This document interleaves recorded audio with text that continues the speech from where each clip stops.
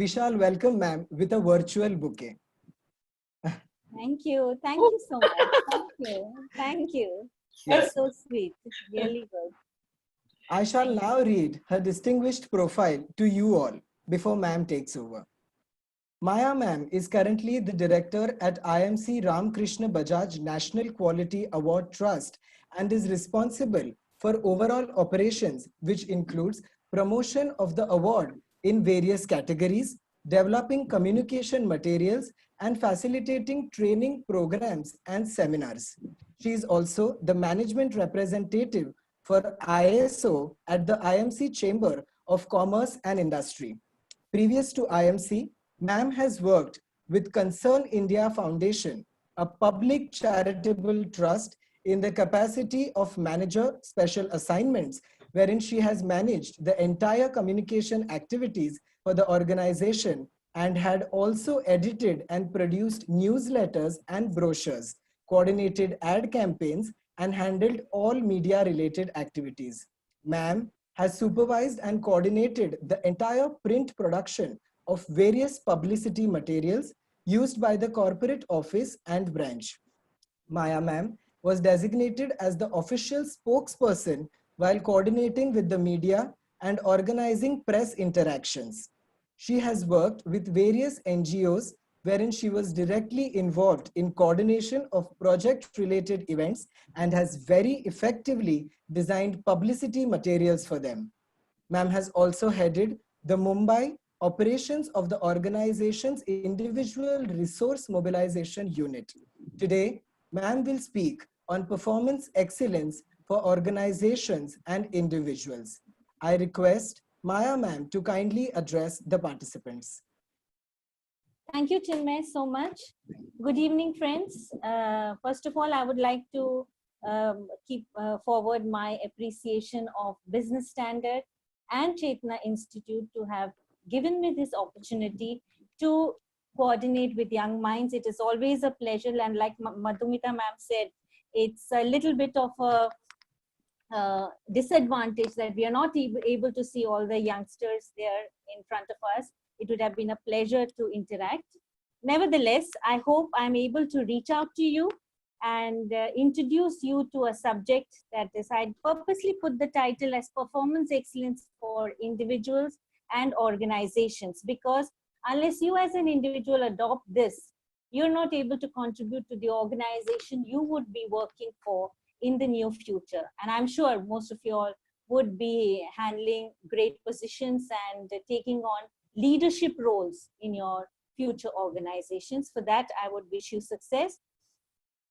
Today, I am here to introduce you or present a window to the performance excellence model, that is the IMC Ramkrishna Bajaj National Quality Award Performance Excellence Model, which is based on the Baldrige Excellence Model of the US, but we have adopted it to the Indian scenario and made our own nuances special, which will appeal to the Indian organizations. Now, this performance excellence model, the beauty of it is that it cuts across sectors. It could be a business organization, it being manufacturing, service, small business, which is less than 100 crore turnover for us. We have educational institutions and we have healthcare organizations adopting this model. Of course, they have a different set of criteria because the stakeholder composition is different. Now, this performance excellence model is unique as in the requirements are generic. It covers the entire organization. So it's a holistic approach that you have for a systems oriented kind of a perspective for your organization. It cuts across, like I said, education, healthcare, business, and if individuals adopt it, yeah, they are better facilitated to take it on for their organization. And we have been in this business or in this space of being a nation building exercise towards reaching out to organization for the past 23 years.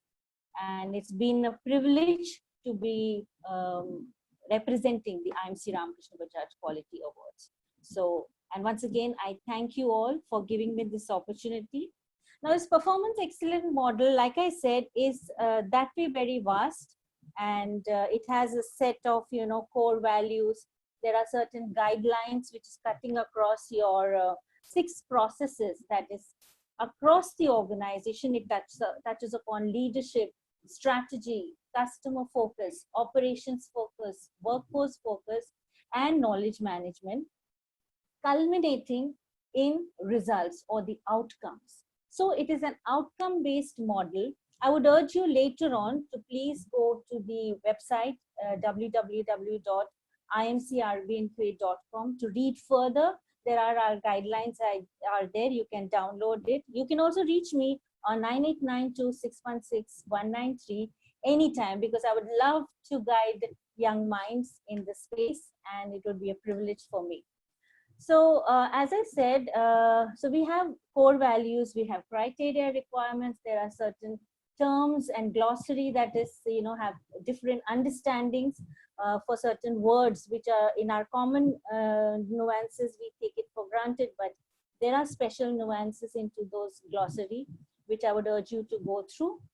Culminating in a scoring guideline, which is, this is a 1000-mark model with 450 marks dedicated to the results area. So I'm just giving you an overview of the entire model, but today we are going to only focus on the core values, because core values are the foundation for integrating the entire performance management system.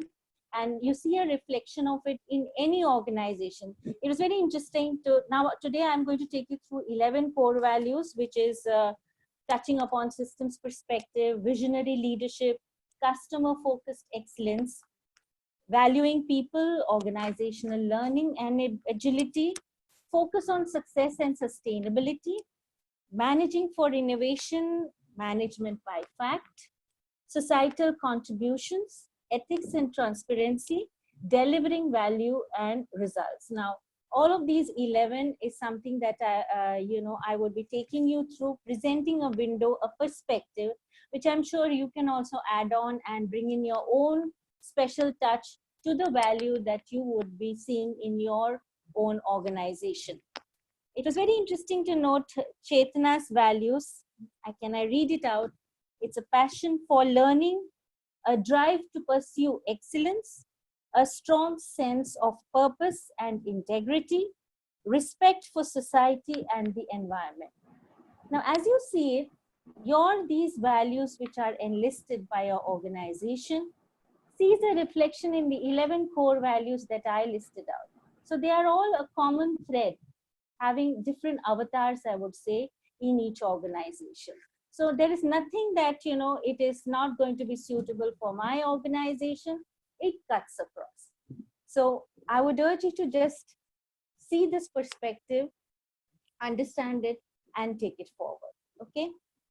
So we move on to, first is a systems perspective. Now, as the word denotes, it's entire a structured process that's put in place for organizations, and it is focusing on an integrated approaches. It brings in your core competencies, your assets, your regulatory requirements, your partners, your collaborators, competitors. So the entire ecosystem is there partnering with you to work for your organization's betterment.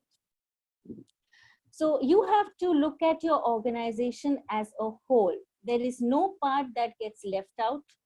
You have to see what is your workforce, what is the composition of the workforce, is there the suitable capability, capacity that is there in your organization, what is as per the vision, mission of your organization, what is the core competency of your organization, because the core competency or the expertise that is there in your organization is what drives your organization. Then what is your regulatory requirements, your competitive environment, what are your assets? All of this is taken into suppliers, everybody. So all your stakeholders, your strategic planning, your actions to be taken forward, all of that counts when you're looking at a systems perspective for your organization. Now, there are 3 things that are reflected very strongly in an organization when we talk about systems perspective. It is synthesis, alignment, and integration. Now, synthesis, as I said, you are understanding your organization completely so that it can enable you to take certain decisions and put in action. So you have to look at your core competencies, strategic objectives, action plans, work systems, and processes. Second comes alignment. Alignment is making sure that all your plans, processes, your measurements, and actions are in consistent with your key organizational perspectives. So there has to be that linkages need to be reflected in the when you're aligning all of that you have initiated. Third comes the integration. So all your individual components need to come together or get correlated, co-connected to put into action or to deliver the results for your customer. Now, I wanted to give an example here. It's a little, yes, but it reflects the integration part very strongly. There's this one of the washing powder organization, like an FMCG, one of the prominent FMCGs in India. So they had once received a complaint from one of their customers that her husband's shirt was getting frayed when she was washing with the washing powder. And so she brought the packet back. Now, what did the organization do? The organization, of course, immediately replaced the packet, but that particular batch was sent for analysis, and then thereon a whole investigation process was put in place. What they found was that the shirt cuff was getting frayed because there was some kind of a particle in that powder, which turned out to be the remnants of a broom.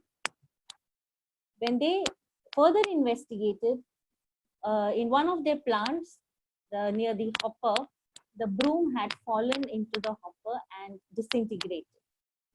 So now, what is the action that, of course, customer complaint was resolved thereon, but they put into place, this is the integration part I'm talking about.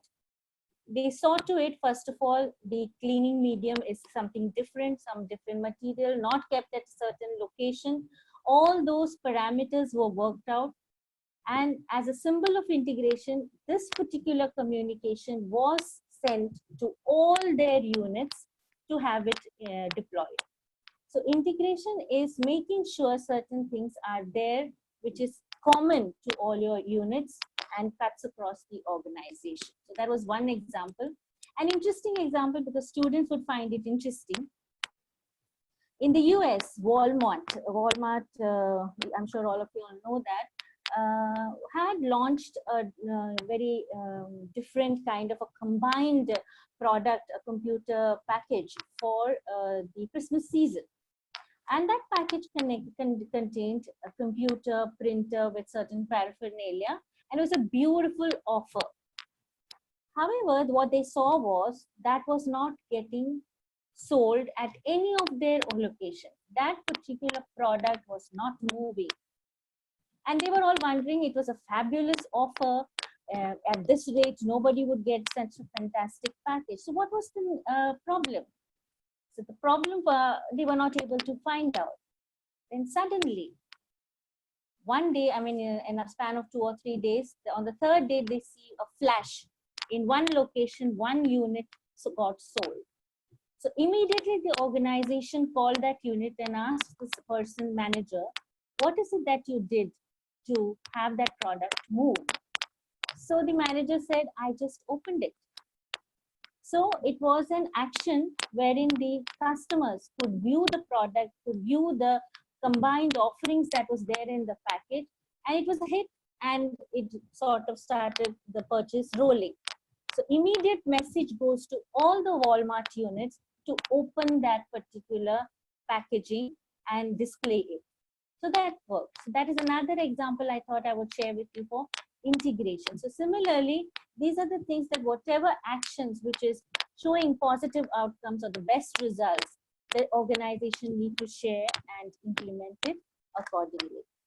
So in the systems perspective also, we talk about a business ecosystem wherein, as I mentioned earlier, there are, we as an organization also are a part of a larger ecosystem wherein there are external organizations, there are collaborators, partners, suppliers, and the roles may be fluid. You know, it would be now as per the need of that hour. Say, for example, now in this current scenario, if a manufacturing unit is manufacturing, say, a pharmaceutical company or an FMCG, what is more important is that supply chain to be moving absolutely on time, online. So the supplier perspective takes center stage. So roles get moving as per the requirement of that particular situation. So as I said, synthesis, alignment, and integration is very critical for an organization as a value for a systems perspective. Now, next we move on to, I don't know, I'm not able to see the presentation. I hope we are moving on to the next slide for visionary leadership. Maya, you have to tell me when you move to the site. Oh, sorry. I didn't, I got carried away. I'm very sorry. Can we move on to visionary leadership? Yeah, okay, 1 minute. Yeah. Just a second. Yeah.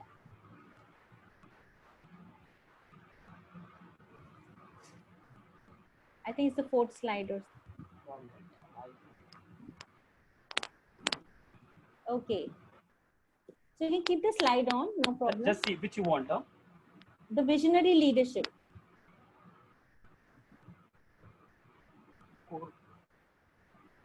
Fourth slide. After systems perspective. Can you see now the slide? I cannot see the slide now. Only BS is. Okay.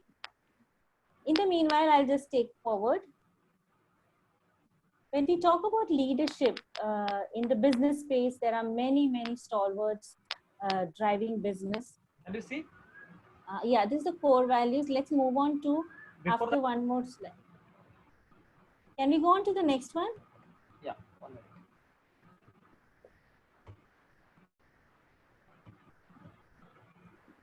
This one? This is I've already covered now. We move on to the next one. Visionary leadership. Okay. A visionary leadership, as I see it, it is, you know, someone who inspires you, who is there to drive the organization strongly. That, and in the RBNPA model, a leadership is not a single person. It is the entire senior leadership team, the top ladder, who is driving the organization. Of course, if it's a single entrepreneur setup, then that's a different story. But otherwise, in a proper laid out, good, big organization, it's a senior leadership team that drives the organization, sets up values, and brings out, you know, the strategic objectives and what are the plans to take it forward. What should be the workforce composition, and what should be the how to highlight or build upon your core competencies, driving ethics across the organization, and serving as role models. That's how we see a visionary leadership that unfolds before us. So in our Indian scenario, some leaders, we have Mr. Ratan Tata, we have Mr. Azim Premji, we have Mr. Kumaramangalam Birla. In the Vedanta group, we have Mr. Anil Naik, and all of that, Ratan Tata, all the industry stalwarts we have, Mr. Harsh Mariwala. In our education space, we have leaders like Dr. Ramdas Pai, Dr. Parthasarathi, Dr. Bankar Roy.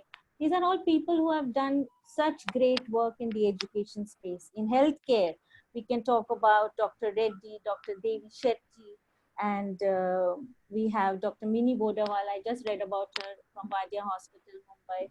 So all are these are people or individuals and groups of people who have done such immense work to drive an organization and take it forward. So as a leader, what one has to do, as I said, that they have to motivate their workforce and foresee what could be the potential opportunities that the organization need to take forward. They have to facilitate building of knowledge, a strong knowledge bank. Otherwise, you will not be able to see what is going to be the best for your organization. You have to be stimulating innovation, managing risk, accountability in achieving performance excellence, and ensuring ongoing organizational success. Now, the leaders are responsible for their actions to the governance body in an organization. The governance body will be taking forward and being responsible for the leaders' actions in terms of the ethics and actions and their performance to the stakeholders, that is the customers, the suppliers, the partners, collaborators, competitors, all of them. Senior leaders, as we see it, also need to be showing authenticity, taking responsibility for their missteps and all of that. Because unless you take ownership of what is going wrong, you would not be able to bring in improvements in your organization. I wanted to give an example of a cement, how a leader can change or transform the organization for the betterment. A cement company in Gujarat, it was sort of a very, very old cement company, not having the latest technologies and very, very traditional in their approach. And it was going in loss. So this leader that was brought in to make that certain transformation, he had a beautiful way of driving the organization. He did not retrench any old timer. Everybody was there on their job. But what he did differently was he brought in technology. He brought in the belief from those people who are already in existence, and that we will do better, trained them appropriately. And now it is one of the profit-making cement companies in Gujarat. It had an absolute transformation. If I've been to that organization, they still have certain structures which are very, very traditional.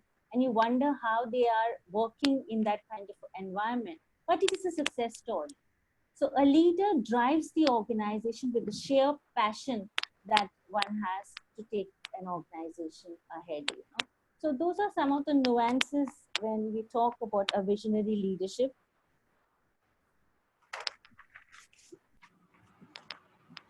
Tell me when you want to change the slide. Yes. Now we move on to the next one is customer focused excellence. Next one, Agnello, if you can change.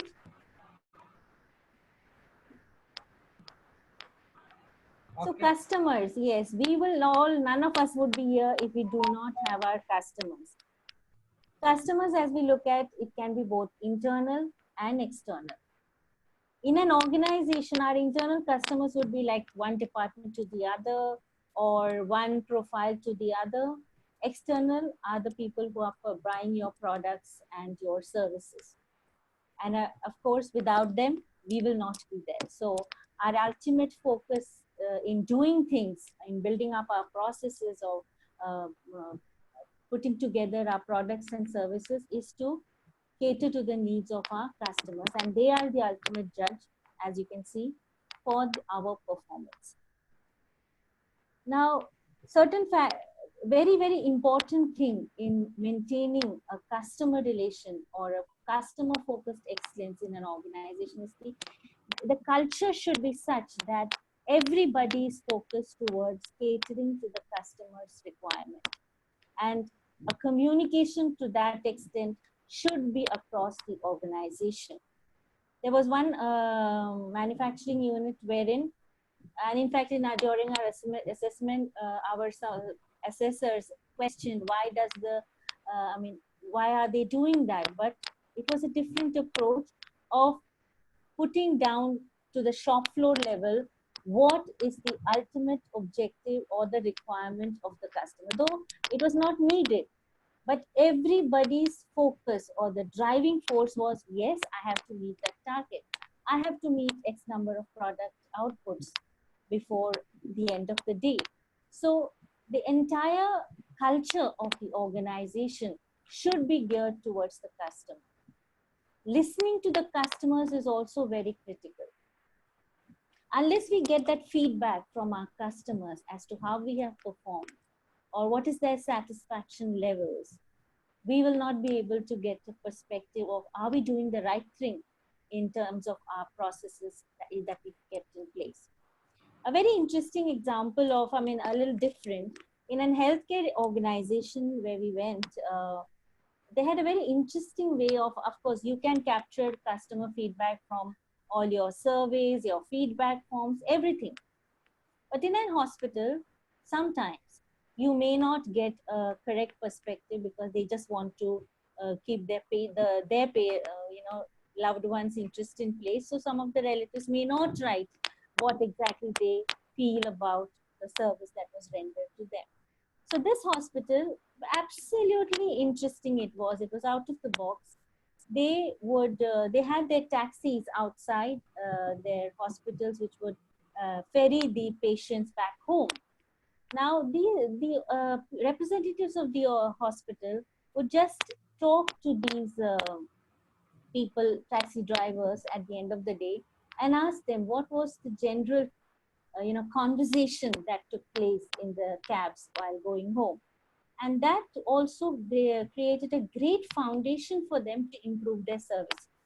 So getting feedback is not restrained by certain structured forms and all of that. You can do it any which ways.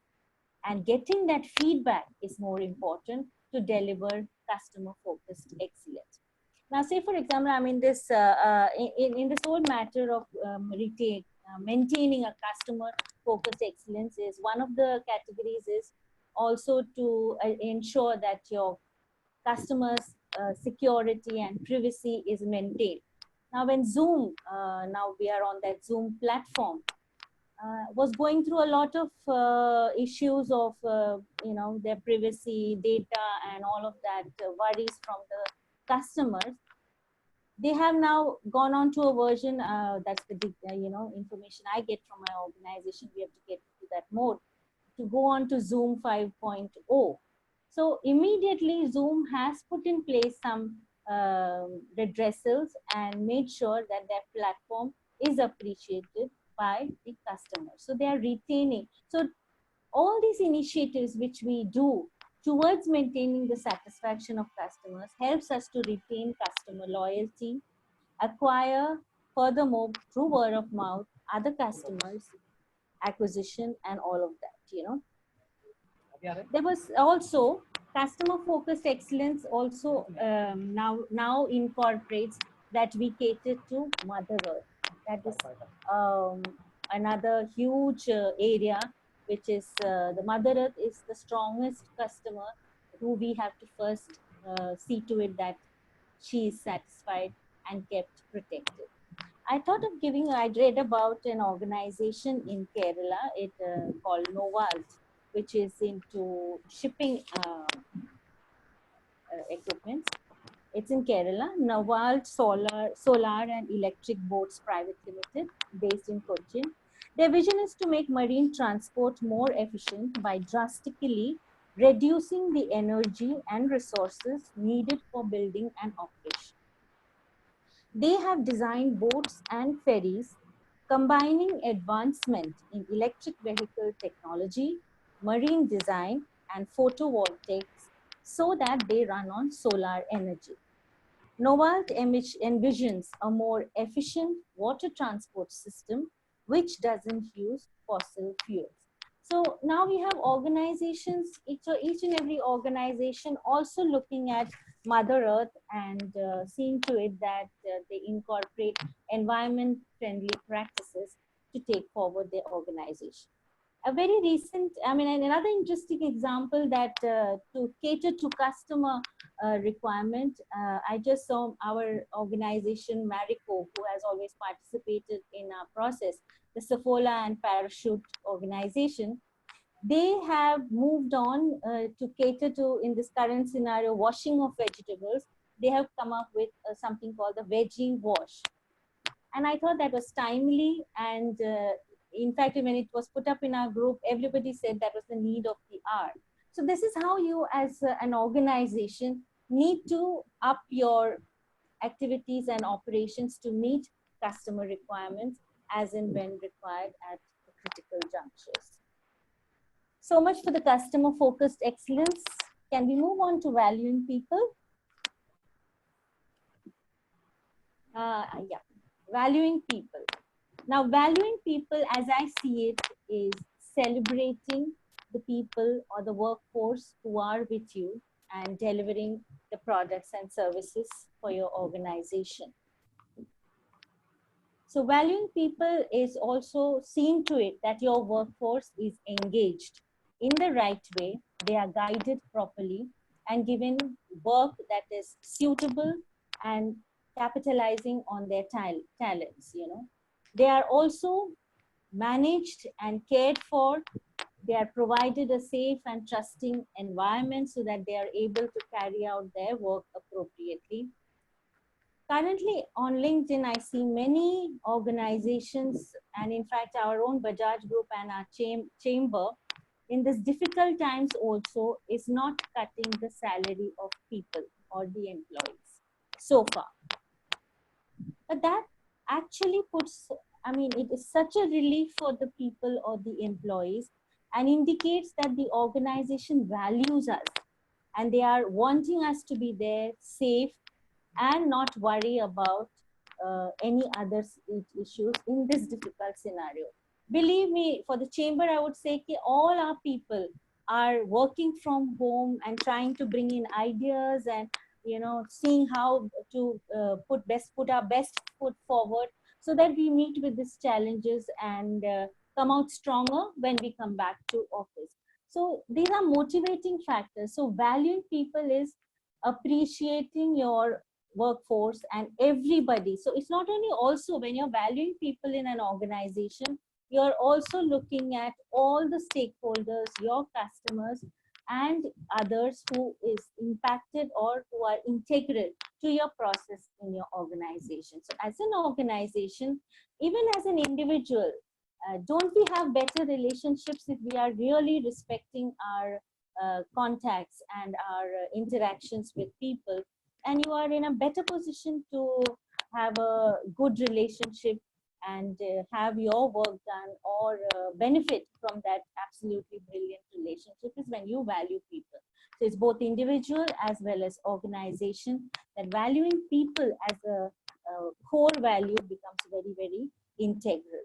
And I would say in an organization, diversity should be all inclusive in the organization. You have to capitalize on the different languages, or it could be a challenged person that is there in your organization. Diverse workforce could be gender. Everything has to be taken in account when you're planning for the workforce in your organization. That will enable you to engage them, help them in development, and encourage them to work positively. Now, there are some challenges that we see when we are deploying this value is leaders' commitment to success. Then you have providing motivation. No. Providing motivation and recognition beyond the regular compensatory system. These are some of the challenges that the senior leadership see when they are implementing the value of valuing people in their organization. The development and progression within the organization. How do you grow or you move up the ladder? In fact, some organizations have, I think most of the big organizations, Birla, Vedanta, all of them, do have a job portal wherein they are encouraging their own people, not taking external candidates to join the workforce. Within them, they put up these job requirements on the portal, and you as a employee can apply for that particular post or work towards that. They have in-house trainings to enhance your capacity and capability so that you become suitable for that particular candidature. So that's some of the drives that organizations do so that they are encouraging their own people and developing them to a better position in life. Then, of course, an organization need to have a good risk-taking kind of an ambience, because it is better to bet or, invest money in something that you feel could benefit largely. There could be, and also give a little bit of positioning for failures. There could be a failure in implementing some kind of an approach which 90% you feel would do wonders for the organization, but there is some chance that that project could fail. So the management has to have that intelligent risk-taking capacity built so that nobody is demotivated and everybody is empowered to take some decisions which will ultimately be for the good of the organization. So all in all, have a positive framework, not have a demotivating kind of approach towards whatever new has to happen in the organization. Of course, also create a forum for innovation. Then all the workforce also, when you are empowering the workforce, you should also make sure that they are accountable for their performance. Once they are accountable and they take ownership for their performance, they do wonders for the organization. So that's the kind of environment that the leadership do have a challenge to build, but they have to do that so that the value of valuing people really is put in place, Then there are, like I mentioned, on the job training and all of that. So that, you are the training, like cross-functional rotation of people helps them to understand different jobs better, and then they contribute better to in an organization. You see many people having moved many departments, and then they get an all-encompassing view of their organization and they're able to contribute better. So on the job training and job rotation and all are very critical while you are working out the entire scenario for the employees. There is also, when an organization is working towards this, they're building a lot of internal and external partnerships. Internal is within, you have your, say for example, in a manufacturing or an organization, there are the unions that is there. You have to be able to manage them so that at the end of the day, the ultimate goal is that the organization needs to benefit. I'll give this example of an organization in Bhandara. It was a plant that was manufacturing our BST buses, wheels and all of that. And when we went for assessment there, the beautiful relationship between a trade union and the management came across. They were actually fighting for the agreement that was going, yearly agreement, or the, I think every 2 years they were having that agreement. And they were fighting for certain basic things that they wanted to have in place. But never before, never did we feel that the management was trying to hide something. There were some kind of, slogans being said during their small intervals, like 10 minutes break. They would just come out in the garden and, say some slogans and then go back. So we just asked them, what are these people doing? So they said, no, that is, the agreement is happening. So they are sort of registering their protest. They have not stopped work. They are working.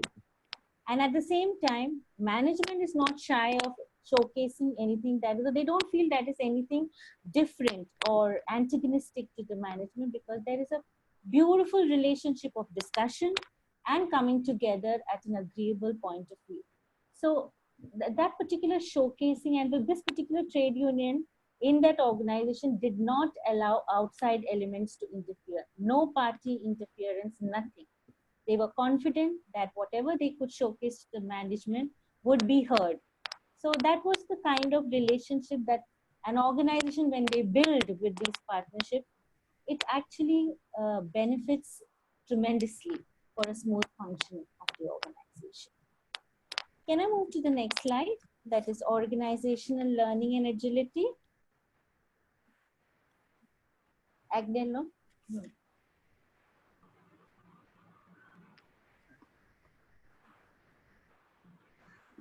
Organizational learning is, of course, as the word says, it is the accumulation of knowledge from various sources in the organization. It could be from your internal processes, your workforce, and your research surveys, many mediums of communication through which you can get this learning happening. And agility is the skill to which you you adapt to a rapid change as fast as possible.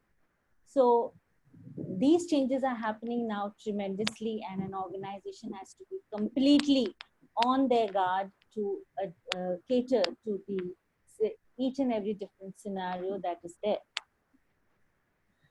For major improvements to take place in an organization that you need to build in the new work systems. You have to simplify your work process.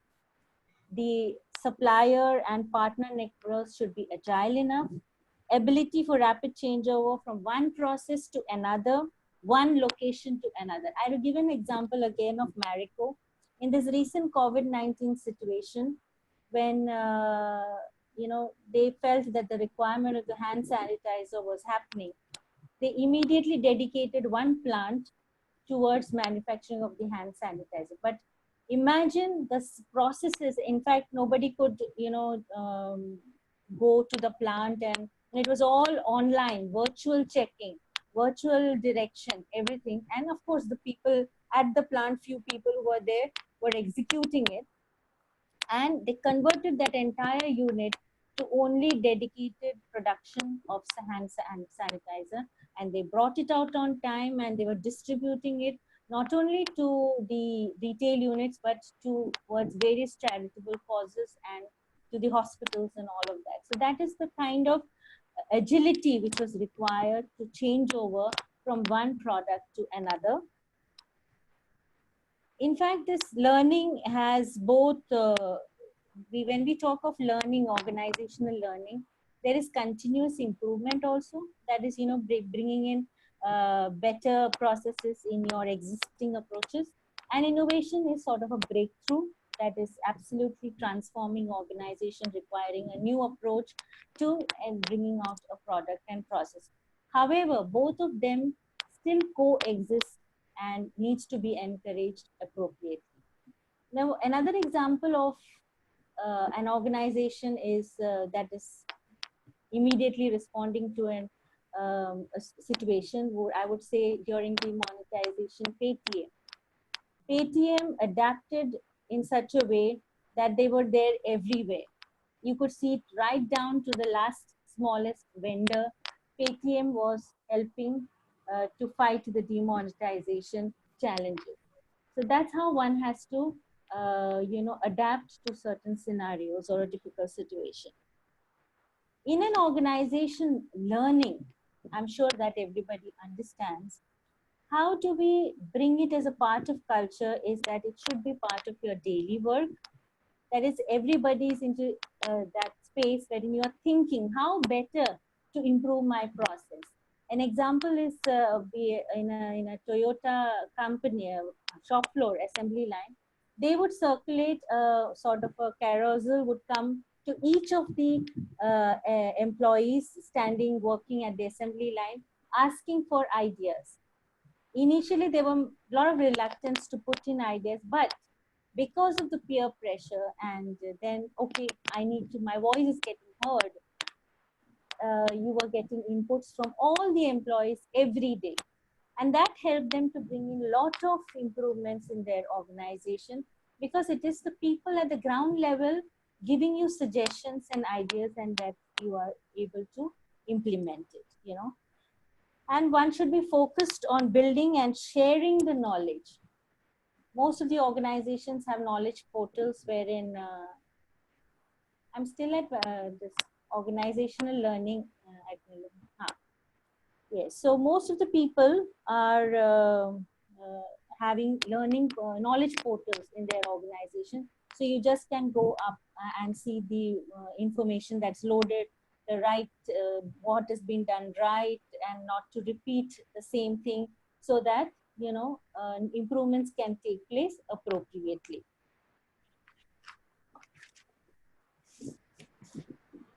Yeah, so at the end of the day, an organization needs to build in their knowledge and be agile enough to respond to critical situations and update themselves. Can we take on the next slide? Focus on success and sustainability. Okay. Now, focus on success and sustainability is what is ensuring an organization to remain on the growth path. There are many elements that one has to take into consideration. We have to consider as an organization what is our short-term goals, what is our long-term goals, and appropriately put in place approaches to define our activities, and with a strong future orientation. And that, of course, the leadership comes as a big role to motivate and guide the various stakeholders and the employee and the workforce. And you have to, as an organization, see to it that you're developing your next in line leaders, your workforce, and being very transparent with your stakeholders, suppliers, and presenting a very, very conducive environment for activities to be taken forward. And so therefore you are moving ahead. I would like to take an example of an organization called Suzlon. You may have heard Suzlon Energy, which is into the windmill space. So this is in Pune, located in Pune. And what I want to highlight is how, as an organization, it has not only helped itself become successful, it is also brought in improvements to their entire community. So it was a consolidated kind of approach. So they had got this entire space which was highly deserted, because that particular village people also had moved ahead for different jobs and all of that. So it was not a very happening place. Nevertheless, they got this land and they put up X number of windmills across. But what happened gradually in their plan of action was they were taking in the local people also. Of course, there is a mandate also to take in, but it became a huge employment opportunity for these villagers and to get jobs in Suzlon Energy. And also there were very many structured elements put in place for the organization to meet the customer requirements, certain processes that were geared towards efficiency, effectiveness, and all of that was very beautifully laid out. So believe me, not only did the community benefit, that all the villagers came back and they're all on job and now living very, very self-reliant lives in their homes and working for Suzlon. Suzlon as a company became special to the customers because they have, they have the lease given to for around 20 years or so. And in this entire 20 years, they've not received one complaint, and none of the clients have also left them.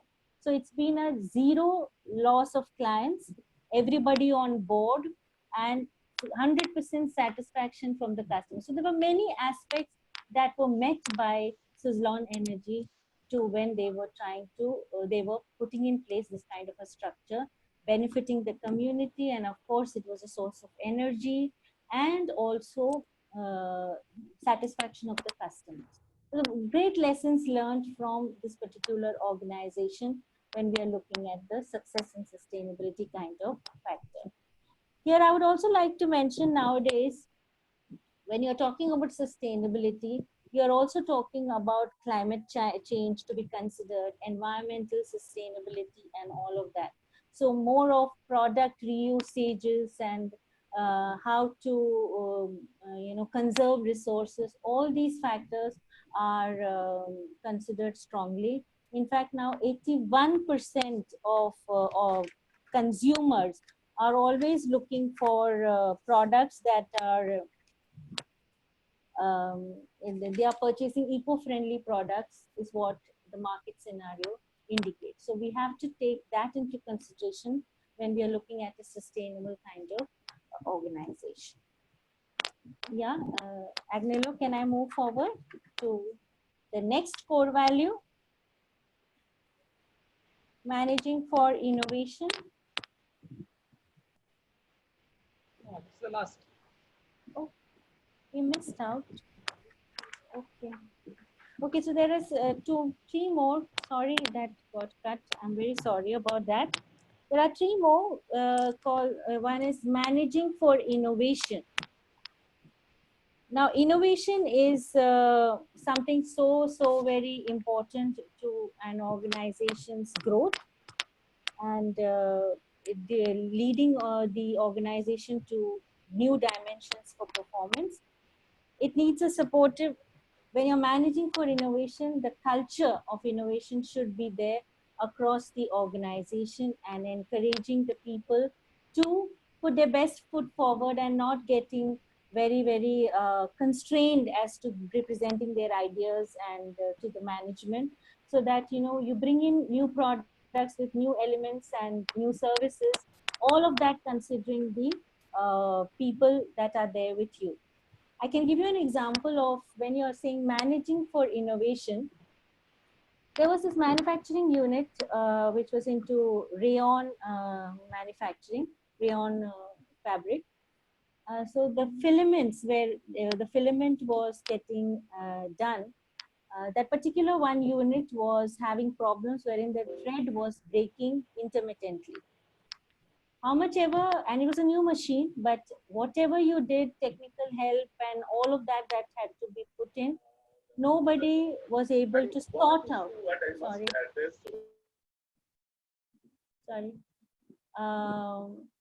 Yeah, sorry.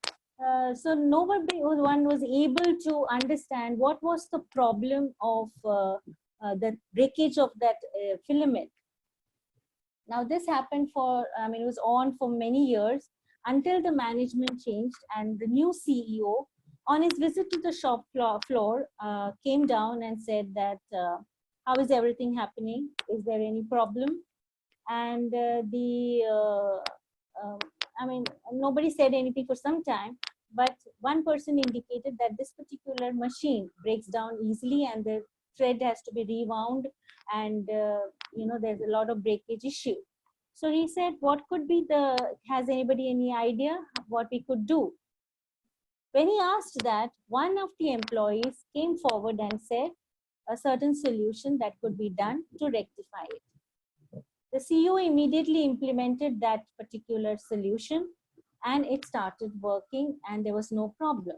So he asked him, why did you not indicate this issue before? So he said, nobody asked me. So this shows that managing for innovation in an organization is to be encouraged by the leadership, and the workforce need to be brought into the perspective completely.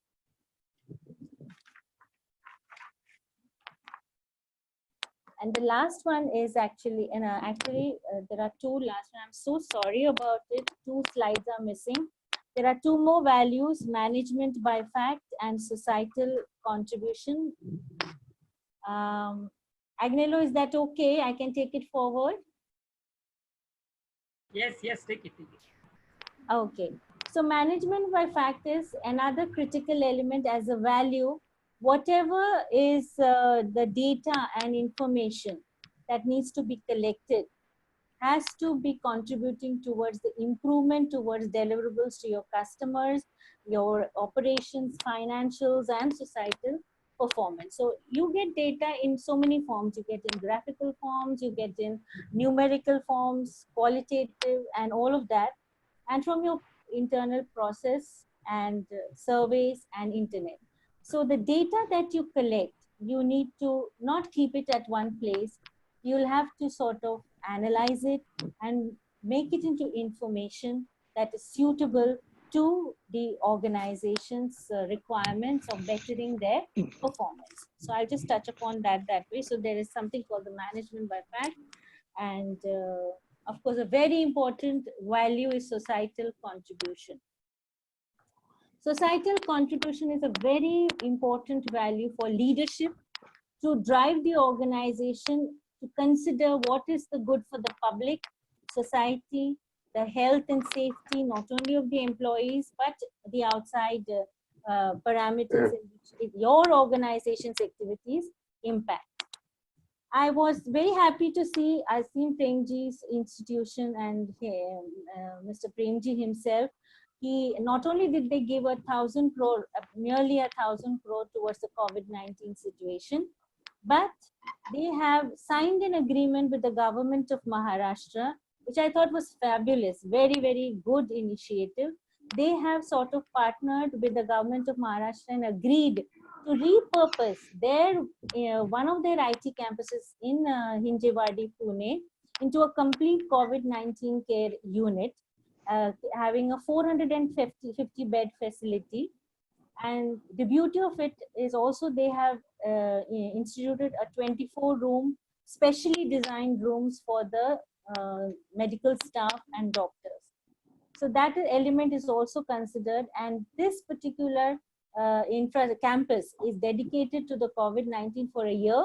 There's also a timeline that has been worked out and given to the government so that the public benefits and the current scenario, the pandemic situation, is sort of supported and helped to ease out for the community. So I thought that was really, really brilliant.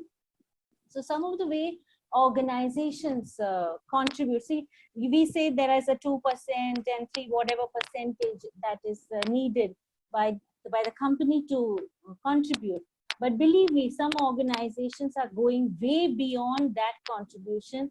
And in terms of the employees contributing towards that societal situation or societal facility is immense when we go to organizations and we are assessing. So there is into the space of education, healthcare, all of the women empowerment. You have this beautiful example of Reliance Foundation. They have set up an entire village towards the self-reliant path, where they have built-in nutrition gardens, providing the community themselves would, in their own house, behind their house, the backyard, they would have built nutrition gardens, which will provide them with vegetables every day of the week. And it's something that you need to see it and to believe it, you know. So every day there is one vegetable that is available for the family. They've grown it in such a way that cycle is with the students. If you do get an opportunity, you do visit Reliance Foundation's facility in Nagpur. There's a village that they have really taken up, and that is a learning experience. They call it the Reliance Nutrition Garden, and that's a beautiful project that they have taken up, facilitating self-reliance for the people. An organization in Dahanu, they have taken up families in the nearby communities in order and rehabilitating them, not only it's not a financial thing, but developing their skills through tailoring and empowering the women in terms of education and all. And they have now become self-reliant units as individual homes. And the beauty of it is, another beautiful thing about it is that the families of the employees also take part in this initiative. So it's not only the company that is supporting them, but the employees are also putting in their contribution towards facilitating the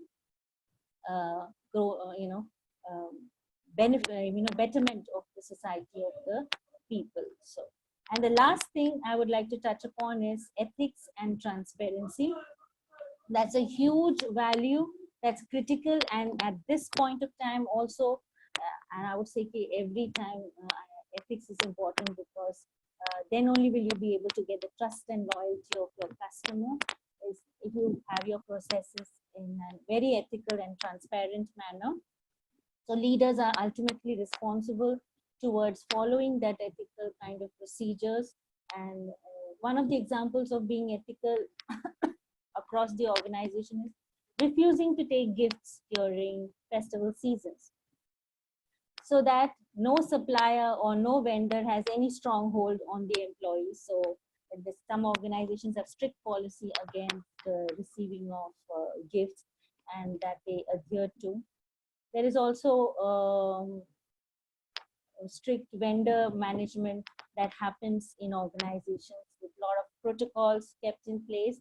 So ethical way of operations is keeps the organization very, very strong in taking their growth further. in that, I sum up the values. I'm very sorry about that 3 slides, and I open it out to for questions. Thank you. Thank you, Maya. Now we'll go for questions. Yeah. There are participants who have raised their hands. There is Okay. somebody called, there is somebody called Siddhi Jagdale. I'm allowing you to speak, so you can ask the question what you have. Siddhi Yes. Jagdale can speak.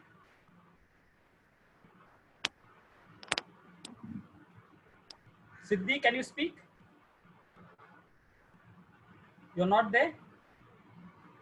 Okay, there is somebody called Geeta. I'm allowing you to speak. You can ask the question. Geeta Shetty. I think there's some audio problem. Yeah.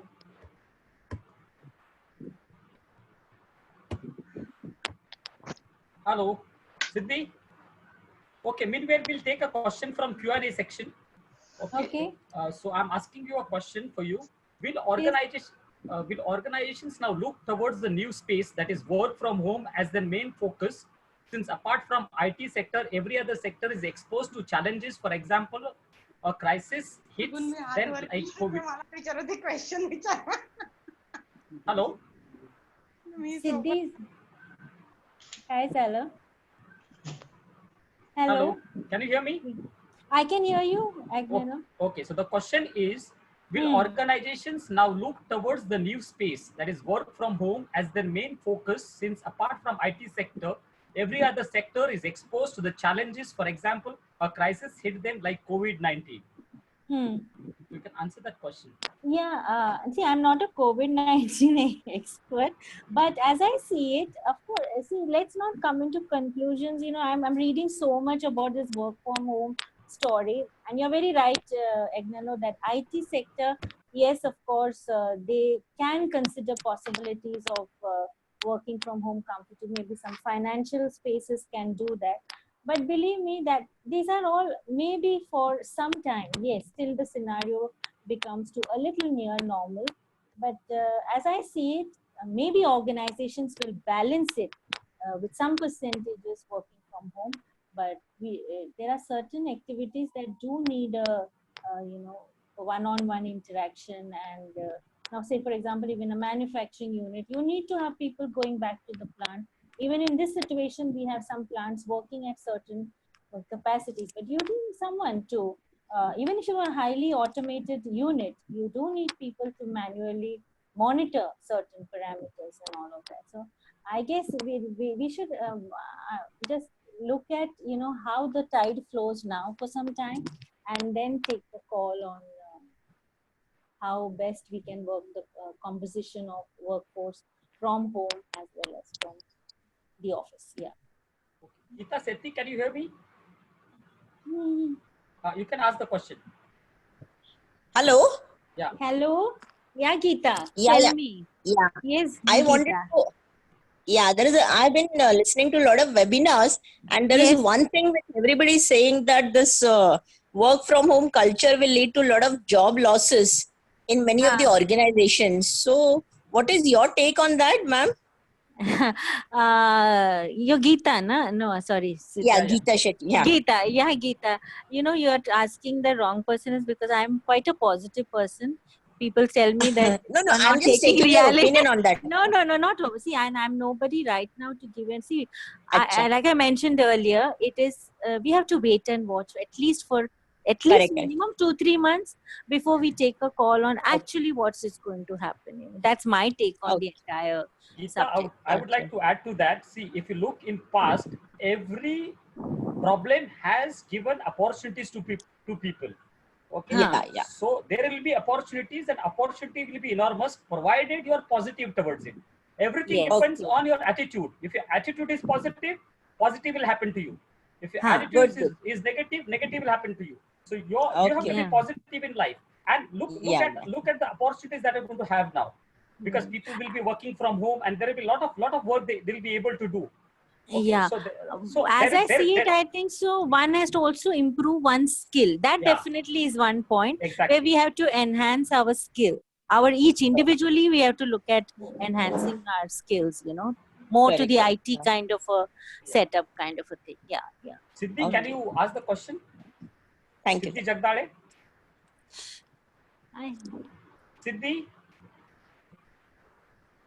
Siddhi, I have allowed you to speak. okay. Okay, okay. Hmm. Can Nalini speak?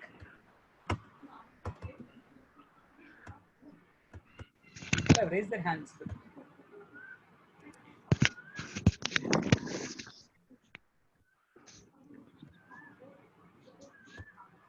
Hello. Hello. Okay. So I'll take question from the questions chart. Okay. This question is from Dr. Balaji Sadwati. In the Yes, time sir. of crisis situation, what kind of leadership would act more effective? Whether moral leadership or autocratic leadership? I would say moral leadership. Autocratic, because you need to get the buy-in of your people.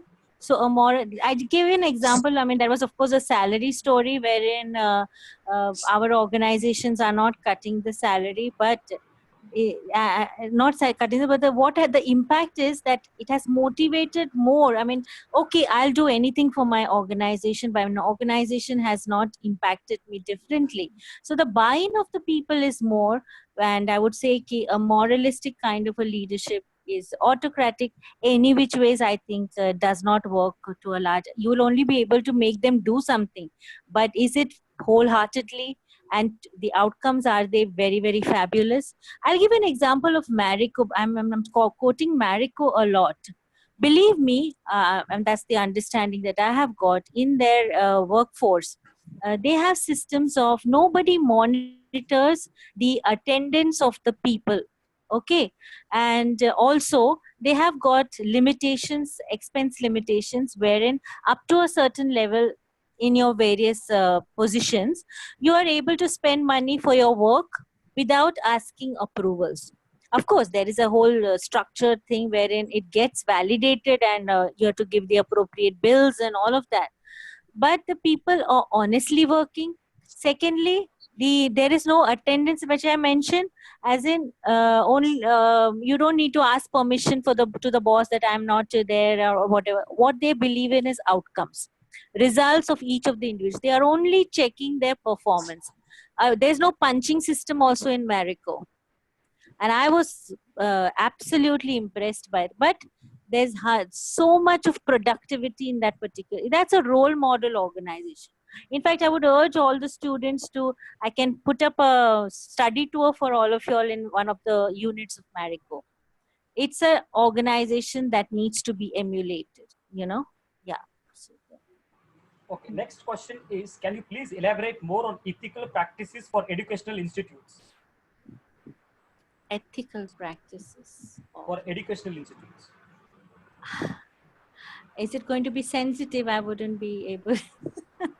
No. Ethical practices, of course, they see for all your deliverables to your students and all, I would say should be as per the merit of the student, and monitoring the performance of students in that particular aspect. Favoritisms not to be presented. Those are should be some of the things that as an institution one should take forward, you know, I would say. Okay, next question is: how can organization reinforce trust and a cooperative environment in the current situation? What will the organization? I mean, I didn't get the question. How can organization reinforce trust and cooperative environment in the current situation? Yeah, just like I mentioned right now, doing, engaging the employees productively, and being open to them about whatever would be the plans of the organization, of what are the future plans, or in fact, some of the departments in my own chamber, we are having intense reviews of what are set processes and all, where do we need to make changes, what could be the probability of certain situations being different. So all of those discussions with every stakeholder in the organization is what's happening currently in our chamber, So therefore, as an employee, I am very much confident that I'm not having that doubt. Maybe my chamber may not last, or they're thinking of removing me, or I'm just giving an example. So transparency by the management with the employees is very critical to build the trust amongst them. Yeah. Next question is by Pramod Kole. Pandemic has proved that WFH is possible for many and can reduce infrastructure cost and also can reduce the city traffic and can focus on productivity. Are we late to realize this? See, now once again, I'm mentioning this all we need to take a call depending on the job profiles of the people and for the organization, the vertical structure that is there. Do we require people to come? And that's all something that the organization has to do in their own space and decide upon. Because right now, if we just, like I said, immediately, I don't know why people are going on, getting so very nervous about, we will do everything from home, but that does not work. We have to take a very conscious decision. What would be the impact? Are some of the job profiles needing customer interactions, and do we need a personal rapport, or do we need an infrastructure set up in an official scenario so that we can carry out? Can we do some things from home? Can I call a client home?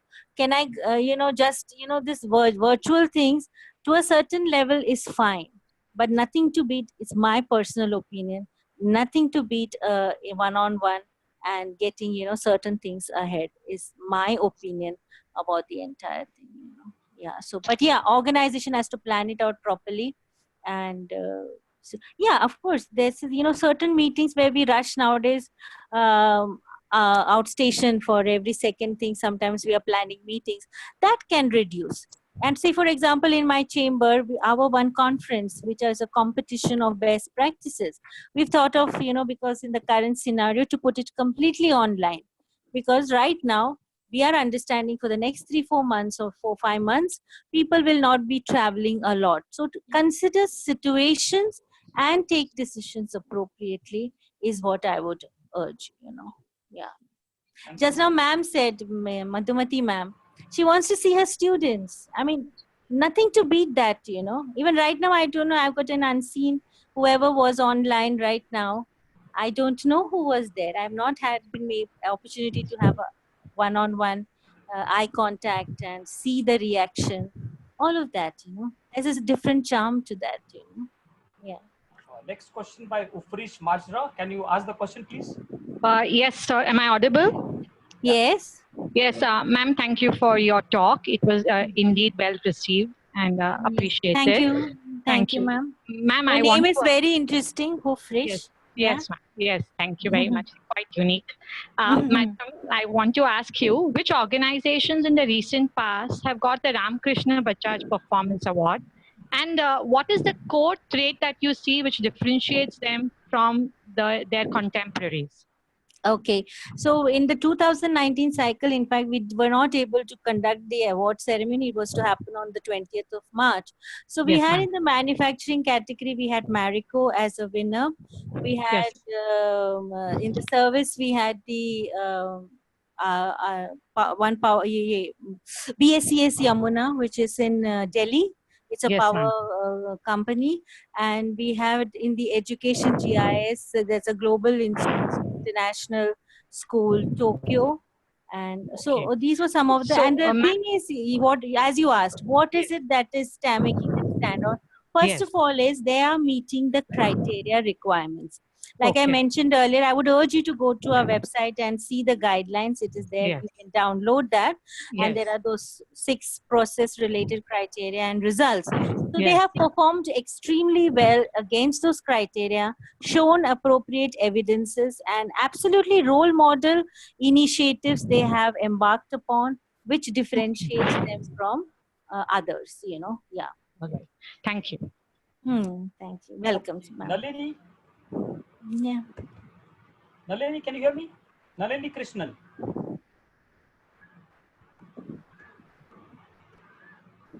Hello. Okay, Siddhi.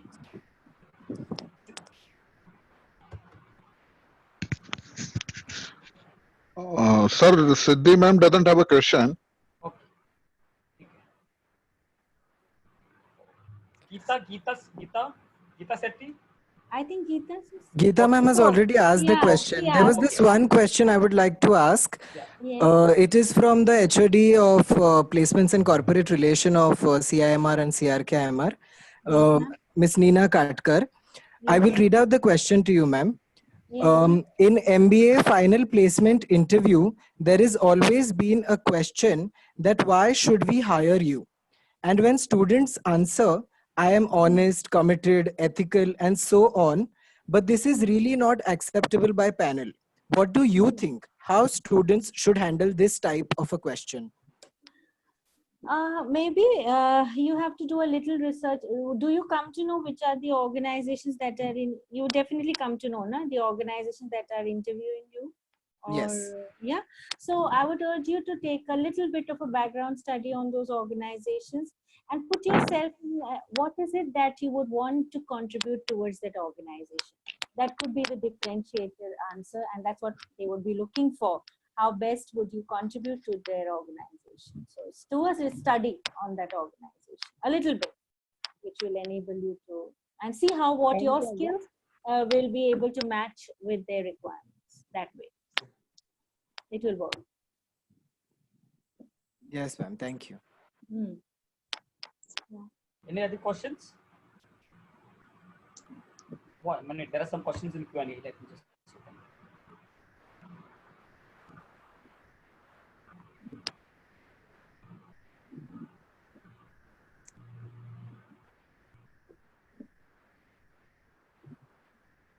That's all. Yeah. That's all for the questions. Okay. Okay. 1 minute. Great. Yeah. Yeah. Chinmay, take over. Thank you, sir. On this note, I think it was a great session. And I hope I I'm once again apologize for the 3 slides missing. Extremely sorry. Ma'am, you could actually share that presentation with us. We would actually love to have it. Yeah, please. I will just add on that 3 also. But in the meanwhile, Agnelu, will you be able to share with them? Yeah. And I'll update it and send it to you. You update and send it to me. I will give it to Rajesh, and Rajesh will give it to Chinmay. And Okay, great. I'll do that. Yeah. I will do that. Yeah. Just a little vote of thanks from our side to everybody. I would like to thank Maya ma'am for this very insightful session. I'm very hope sure. you benefit. Yeah. Yeah, definitely. I'm sure that the students and participants alike have gained much deeper insights and a great perspective about performance excellence. Yeah. I would like to mention the few points that you said, the different perspectives about systems that you shared, valuing people, customer focused excellence, and the way you supported it with great examples. It was actually very good to actually listen to all of it. It was, thank you so much, Chinmay. the comment section is also flooding with great comments. Oh, I would love to see that. Yes. And besides, I would also like to thank Mr. Agnello Dias, Mr. Rajesh Deshmukh from Business Standard, our CEO ma'am and director ma'am, especially librarian ma'am, Dr. Siddhi Jagdare, the faculty and the student library committee of CIMR for taking so much of an effort in organizing and putting this webinar in place. Yeah. And in the end, just a small message from all of us to you, that stay home and stay safe to all the participants. You too. Same message. Thank you very much, and God bless you all. Do well in life. Yeah. Thank you so much to all of you. Thank you, Maya. Thank you, Maya. Hello, thank you, Chinmay. Thank you, sir. Thank you. Thank you, Madhumita ma'am. All the best. Chinmay, you have a very smiling face. Keep that look. It is very good to see a positive person. Thank you so much, ma'am. Thank you. Okay, great. Thank you. All the best. All the best. Hello, thanks. Thank you. Thanks. Bye-bye. Thanks. Thank you, everybody, for Bye-bye. participating. All the best.